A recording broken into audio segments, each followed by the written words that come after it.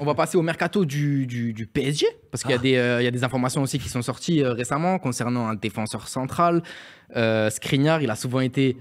Tu te rappelais plus? Non, Les gars, ça fait depuis l'été dernier, on en parle.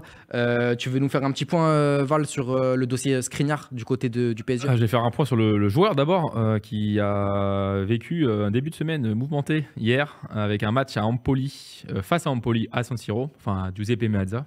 J'ai vu que c'était l'Inter. Et il a connu un match bien compliqué. Carton jaune à la 25e minute pour un comportement jugé trop virulent par l'arbitre. Et 40e minute, deuxième carton jaune expulsion pour un pied haut dangereux. Il est apparu durant ces 40 premières minutes très agacé, très frustré, très énervé. Bref, il était vraiment ailleurs. Et en pleine rencontre, son agent annonce qu'il ne prolongera pas à l'Inter. Alors là, c'est ça. Donc alors là, c'était un match très particulier. Défaite de l'Inter en plus. Donc voilà, c'est Skriniar est plus que jamais sur le départ. Voilà, on a la citation de son agent qui a quand même lâché une grosse information parce que c'est pas n'importe qui. Il a dit environ un mois plus tard, avant Noël, j'ai informé l'Inter de ma décision de ne pas accepter la proposition de l'Inter. Cette décision a été réaffirmée début janvier. Pour l'instant, cette possibilité de prolonger n'existe pas. Donc ça semble être un départ pour Skriniar. Dis-nous. Mais non, mais surtout, en plus, avec son expulsion, j'en profite, c'est que s'il doit rejouer avec l'Inter, ce qui n'est pas encore garanti, ça serait le 1er février. Donc potentiellement, s'il décide de ne pas prolonger, l'Inter peut dire bon, je vais le vendre pour faire un peu de sous. Donc ça veut dire que potentiellement, c'est son dernier match avec l'Inter, puisqu'on serait le lendemain du dernier jour du mercato. Donc à voir. Et pour compléter cela, le probable départ de Skriniar, en fait, redistribue les cartes dans la direction milanaise, puisqu'il y a une réelle hésitation pour également prolonger De Vrij, l'autre défenseur central de l'Inter, un des cadres du bloc à 3 derrière. Et c'est un lien directement avec le transfert de Skriniar? C'est-à-dire que là, ils pensent de plus en plus à complètement refonder leur défense, et ils pensent notamment à Smalling, c'est en fin de contrat à la Roma, qui fait de très bonnes saisons en Italie depuis quelques années. Et donc, du coup, ce serait vraiment le départ du duo marquant qui a été champion d'Italie. Donc voilà, il y a notamment l'Atlético Madrid et Séville qui sont intéressés par De Vrij. Mais il y a quand même une offre de prolongation de contrat pour De Vrij, donc à prendre avec des pincettes. Mais il y a une réelle hésitation de tourner la page en fait, de cette défense pour la reconstruire. On sait notamment que l'Inter avait perdu la bataille pour Bremer avec la Juventus cet été.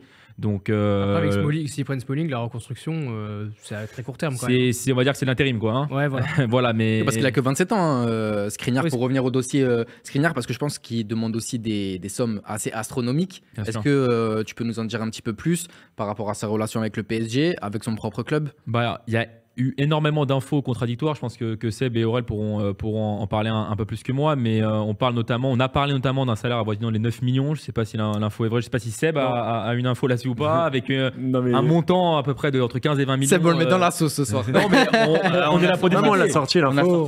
On a sorti l'info. C'était écrit sur FM. Je te tends la perche. C'était écrit sur le fait que sur la prolongation, enfin ce qu'il demandait à l'Inter était différent de ce qu'il demande au PSG. Dans le cas où il signerait au PSG en juin prochain à la fin de son contrat avec l'Inter. Là, encore une fois, dans un cas comme ça, le joueur peut se dire j'attends la fin de la saison pour gratter la plus grande prime à la signature possible, ou alors le club décide de le vendre en janvier pour récupérer un peu d'argent après avoir refusé de le vendre l'été dernier en espérant le prolonger. Donc il demandait dans mon souvenir 5 millions d'euros par saison à l'Inter, et par contre au PSG c'est 9 millions d'euros par saison et une prime à la signature de 25 millions. Et il demandait que 15. Il demandait que 15 à l'Inter. Bon, voilà, c'est quand même d'avis. Donc l'Inter demande entre 15 et 20 millions. Non, pas l'Inter, c'était le joueur au moment de la prolongation en disant voilà, je veux bien prolonger à l'Inter si vous me donnez 15 millions de prime à la signature et 5 millions de salaire annuel net. Au PSG, ils ont dit on veut bien signer au PSG si c'est 9 millions d'euros de salaire et 25 millions d'euros de prime à la signature. Pour des pigeons, quoi. Ils ont plus d'argent, donc voilà. C'est un peu comme les clubs anglais. Voilà. C'est un peu comme les clubs anglais version française. Donc quand c'est PSG, quand c'est City, ça met. Maintenant, est-ce que l'Inter est prêt à le vendre au PSG si le PSG décide de l'acheter en janvier? Est-ce que le joueur a envie de partir en janvier? Là, avec ce qui s'est passé. Moi, je vais te dire que c'est pareil, selon mes petites recherches et ma petite enquête. Le joueur, lui, est dans sa tête depuis que l'Inter a dit non à Paris l'été dernier. Pour lui, il y a quelque chose qui s'est cassé à l'Inter. Et concrètement, dans sa tête, il a dit voilà, moi je vais continuer ma dernière année, je vais faire tranquillement ma saison, je vais attendre de partir libre en fin de contrat et pour aller gratter une grosse prime à la signature. Aujourd'hui, on est fin janvier. Si vraiment il y avait une volonté de sa part de prolonger à l'Inter, sans doute qu'il l'aurait déjà fait. Donc aujourd'hui, s'il l'a pas fait, c'est pas forcément une question de salaire. Je pense pas que l'Inter soit suffisamment stupide pour ne pas lui donner ce qu'il a envie, surtout qu'ils ont envie quand même de capitaliser sur lui.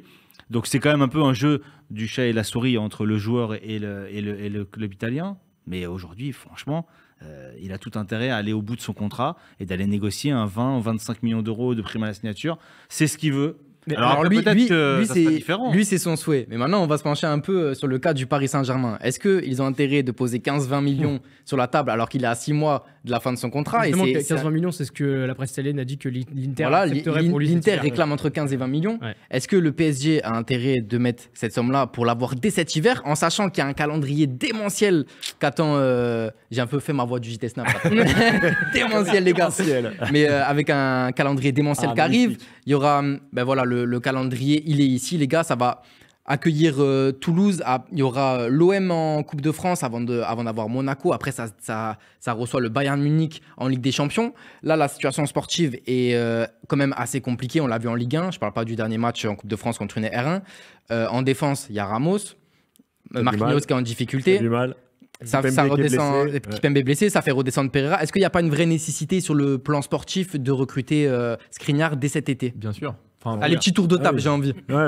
Pour moi, ça paraît évident. Skriniar, et dites-nous aussi dans le chat, j'en profite, si vous le prenez dès cet hiver ou cet été. Comme l'a dit Seb, quelque chose c'est un petit peu cassé dans son esprit depuis cet été, mais ça se voit d'ailleurs sur le terrain. Il réalise peut-être l'une des pires saisons avec l'Inter. Il est loin d'avoir son niveau, mais malgré tout, ça reste un très bon défenseur. C'est l'un des meilleurs défenseurs en Italie depuis plusieurs saisons.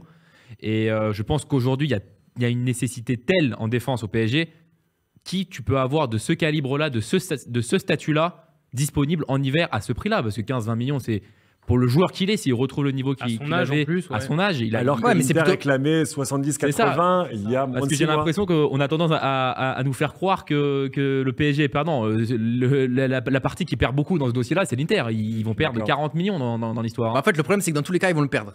Donc, est-ce qu'il vaut mieux avoir 20 millions cet hiver ou 0 PSG, comme tu l'as très bien dit, Maël, vu le calendrier, vu les états de forme, vu l'absence de patron de la défense, tant Marquinhos est décevant ces dernières semaines, tant Ramos est inquiétant, ça serait pas du surplus que d'avoir Skriniar dans l'effectif pour affronter pas uniquement la Ligue des Champions, l'enchaînement de matchs, parce que là, c'est pas n'importe qui que Paris va rencontrer au cours du mois de février. Alors, il ne faut pas recruter un défenseur uniquement parce qu'il y a beaucoup de matchs en février, même pour la suite. Je veux dire, il y a l'option, à la base, c'était quand même la volonté du PSG de recruter Skriniar pour jouer en 3-5-2, enfin 3-4-1-2. C'était ça le plan initial, donc ils peuvent très bien le mettre en place.